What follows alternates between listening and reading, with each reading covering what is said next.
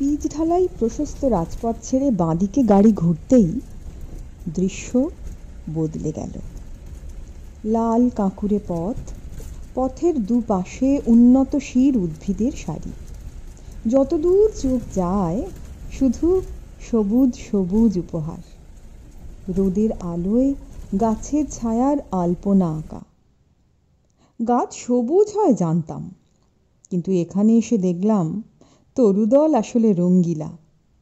সবুজ, তার সঙ্গে লাল, সবুজ মেশা লাল, গোলাপি লাল, নরম লাল, গাঢ় লাল, মেরুন, আবার কমলা, হলুদ, কত রঙের বৃক্ষপত্র যে দেখেছি সেই উজ্জ্বল চৈত্রের অবাক অরণ্যে।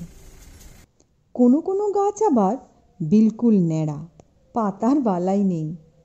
ঊর্ধ্ববাহু হয়ে ওপরওয়ালার কাছে কি যেন চাইছে তারা সমবেত নীরবতায়। 8 কিলোমিটার গাড়ি চলল এই প্রায় বিজন বনে। প্রায় বললাম কারণ গোনাগুনতি 4 জন লোক দেখেছিলাম এই বনপথে। অবশেষে পৌঁছলাম সেই আশ্চর্য আস্তানায়, যার নাম জায়ান্ট স্কুইরেল হোমস্টে। জঙ্গলের মধ্যে এই গ্রামের নাম কালিয়াম্বা, যেখানে বাতাস নির্মল, নরম, সবুজ গন্ধ মাখা, যেখানে পাখির ডাক ছাড়া কোনো শব্দ নেই, যেখানে গাছ আর পাহাড় ছাড়া কোনো দৃশ্য নেই।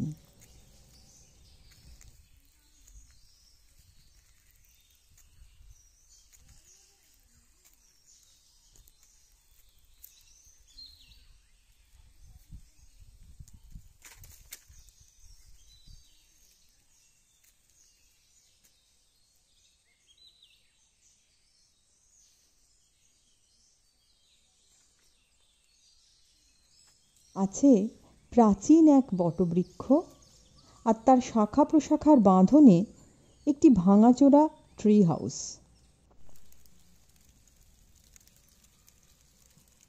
গাছেরা ভিড় করেছে এখানে, কত রকমের গাছ, কেউ পাতায় ভরা, কেউ বা পত্রহীন।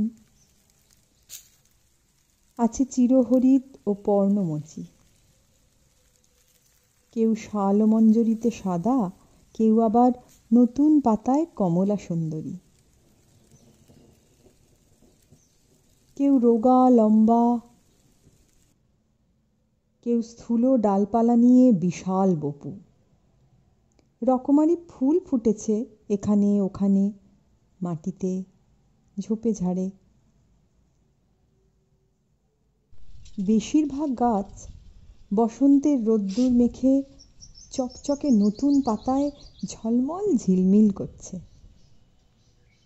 বনভূমি ছড়ানো কাছের সমতল থেকে দূরের পাহাড়ে।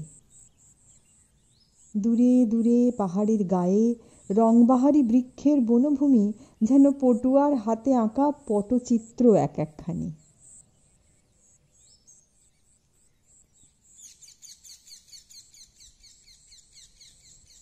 এখানকার গাছে থাকে জায়ান্ট স্কুইরেল। তারা আকারে বেশ বড়, লালচে খয়েরি শরীর আর কালচে খয়েরি লম্বা লেজ নিয়ে তারা ডাল থেকে ডালে দৌড়ে বেড়ায়, গাছ থেকে গাছে লাফ মারে। বিকেল থেকে সন্ধে পেরিয়ে যত রাত গড়ায়, দূরের পাহাড়, কাছের জঙ্গল তত রহস্যময় হয়ে ওঠে। কালো আকাশ ক্রমশ হয়ে ওঠে হীরের খনি। কালিয়াম্বায় এসে রোজ নতুন নতুন সূর্যোদয় দেখেছি। প্রথম দিন দেখেছি জঙ্গলে হাঁটতে হাঁটতে গাছের ডালপালার আড়াল থেকে রঙিন আকাশ, রংচঙে সূর্য। আর পরের দিন ভোরে যখন মেঠো পথ শিশিরে ভিজে নরম হয়েছে, হাওয়া পাখির সুরে সুর মিলিয়ে নরম গান গাইছে, আকাশ ভরে উঠেছে নরম আলোয়। দুই টিলার মাঝে ছোট্ট একটা লাল টিপের মতো সূর্য উঠল। লাজুক লালিমা ছড়ালো মাঠে, মাটিতে, গাছে, পাতায়। পাতা ঝরার ঋতু সবে শেষ হয়েছে। শুকনো পাতা শুকনো মাটিতে ছড়িয়ে আছে স্তরে স্তরে।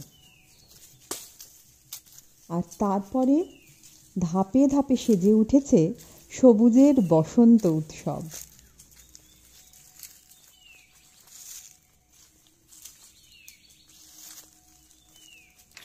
এখনো সারাদিন পাতা ঝরছে একটা দুটো করে, আর সনসনিয়ে হাওয়া দিলে গাছেদের কাতুকুতু লাগে বোধহয়। একসঙ্গে অনেক পাতা ঝরঝর হাসির মতো ঝরে পড়ে। গাছ থেকে পাতা পড়ছে এইটুকুই শুধু, এত মন দিয়ে এর আগে দেখিনি কখনো। দেখতে দেখতে মনে হয় হেলে দুলে বাতাসের স্রোতে ভেসে চলেছে হলুদ এক পানশি। মাটিতে যখন শুয়ে পড়ে কি নরম একটা শব্দ হয় তখন। দীর্ঘ বিচ্ছেদ শেষে দুই প্রণয়ীর বাড়ানো হাত যেন নীরবে ছুঁল পরস্পরকে। কত কিছুই তো দেখার থাকে, আমরা দেখি কি? কত কিছু শ্রব্যও তো আছে, কান পাতি কই। আমরা শুধু খুঁজতে খুঁজতে অস্থির ছুটে চলি। স্থির হয়ে বসে দেখার, ধ্যান করার সময় পাই না আজকাল। কালিয়াম্বায় সময় ধীর পায়ে হাঁটে। দৃশ্য ও শব্দ সীমিত। তাই সারা দিন রয়ে বসে শুধু দেখার, শুধু শোনার আর মনের গহীনে ডুব দেওয়ার অবসর মিলেছিল আমাদের।